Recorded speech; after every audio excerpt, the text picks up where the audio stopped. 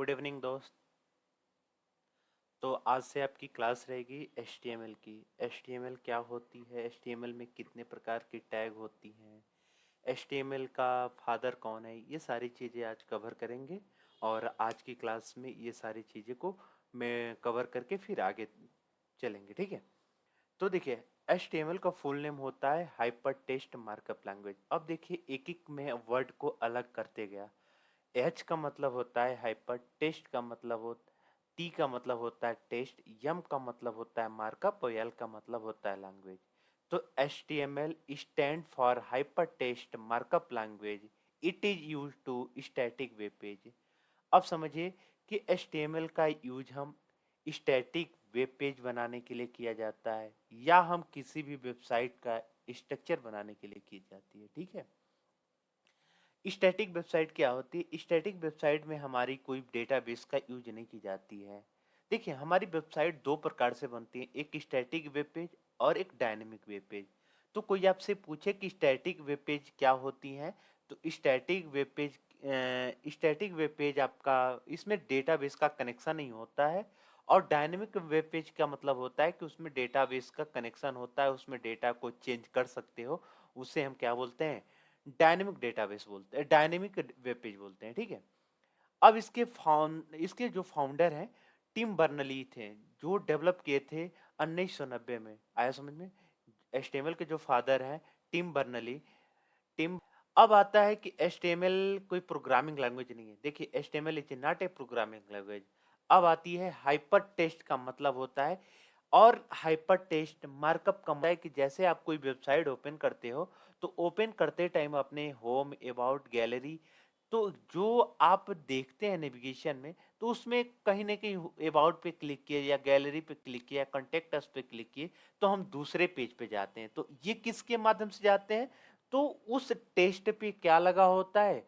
Hyper link लगाता है। तो जिस लिंक के मदद से आप जाते हैं, उसको, उस लिंक को हम बोलते हैं हाइपर लिंक। और टेस्ट का मतलब होता है मार्कअप। अब हाइपर टेस्ट का मतलब होता है कि जो आपके अबाउट लगा होता है, अबाउट, टेस्ट, गैलरी, ये सब का होता है हाइपर टेस्ट होता है। अब मार्कअप का मतलब होता है किसी चीज को हाईलाइट करना, किसी टैग से हाईलाइट करना है।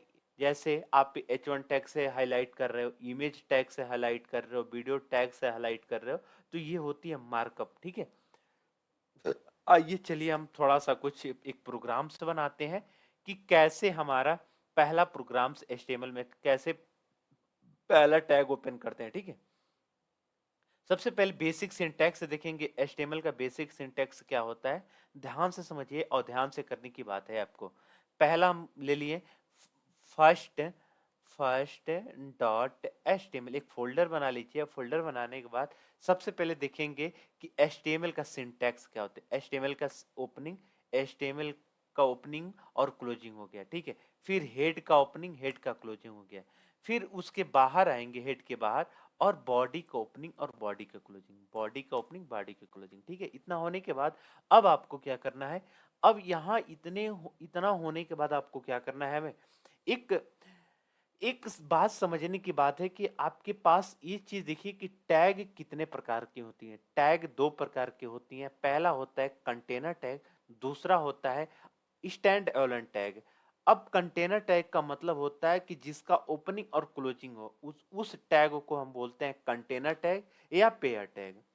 और होता है स्टैंड एलोन टैग, क्या होता है कि जिसका ओपनिंग हो बट क्लोजिंग ना हो, उसे क्या बोलते हैं? स्टैंड एलोन टैग या पेयर अनपेयर टैग बोलते हैं, ठीक है।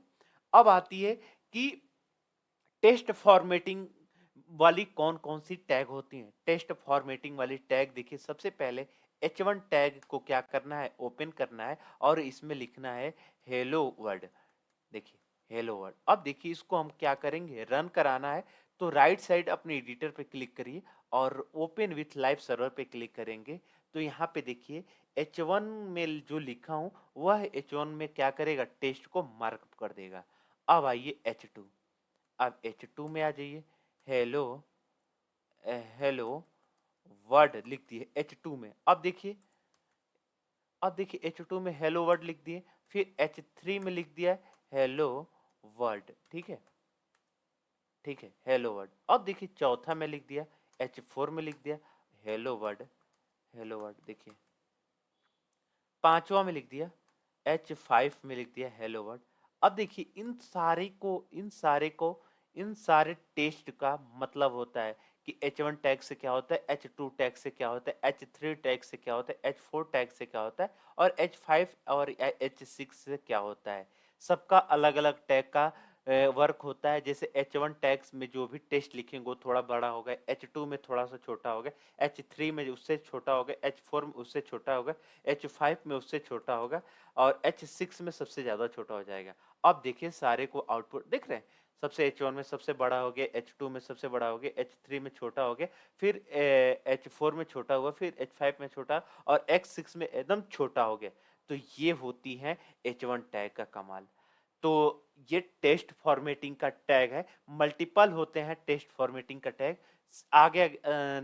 आगे की वीडियो में अब देखेंगे कि P1 टैग, P टैग क्या होता है, BR टैग क्या होता है, B टैग क्या होता है, U टैग क्या होता है, आगे के वीडियो में हम देखेंगे। तो ठीक है, आज का क्लास